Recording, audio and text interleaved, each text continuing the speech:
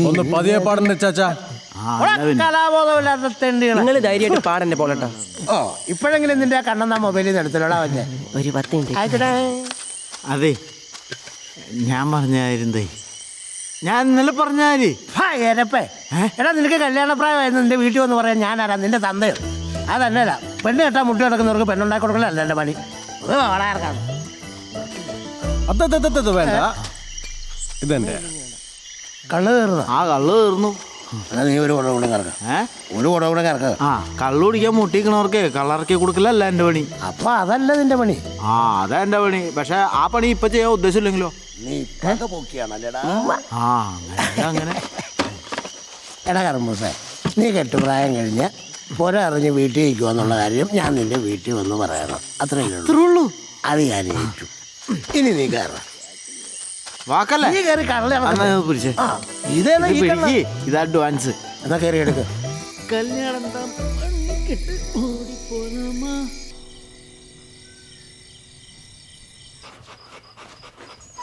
ആ കാലനക്കല്ലേ, ഇതാ കഴിഞ്ഞു.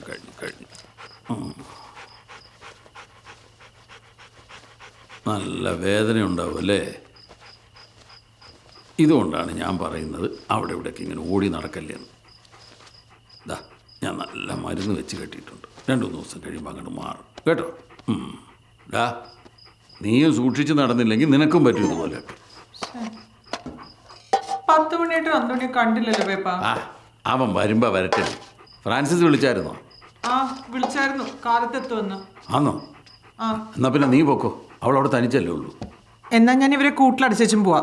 ആ ഇവളെ മാത്രം കൂട്ടിലാക്കിയാൽ മതിയടി, വയ്യാത്തതല്ലേ, സ്വൈര്യമായിട്ട് കിടന്നോട്ടെ.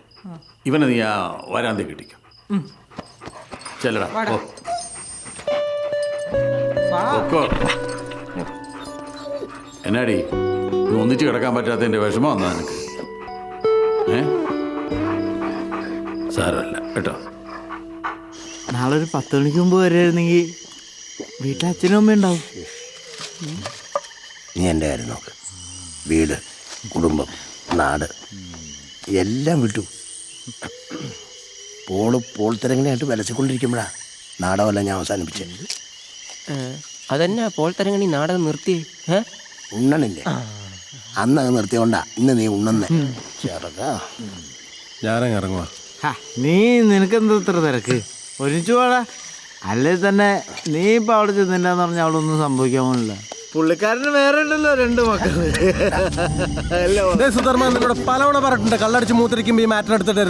എടാ ഞാൻ നീ പോകാണ്ടിരിക്കാൻ വേണ്ടി ഒരു തമാശ പറഞ്ഞല്ലടാ. മകന് വരും പട്ടിയെ വളർത്തിന്ന് പറയണോ തന്റെ തമാശ? ഇല്ലെവിടോ തമാശ? ഈ പന്നിനെ ഞാൻ കൊല്ലും. ഉണ്ടായിരുന്നോ? എടാ നിനക്ക് വിഷമായോ? അത് പോട്ടെ, അപ്പൻ ചെയ്ത കാര്യം നീ പറഞ്ഞു, അത്രയല്ലേ ഉള്ളൂ. പക്ഷെ ഒരു ദിവസം കർത്താവിൻ്റെ വിളി കേൾക്കും, നീ നോക്കിക്കോടാ.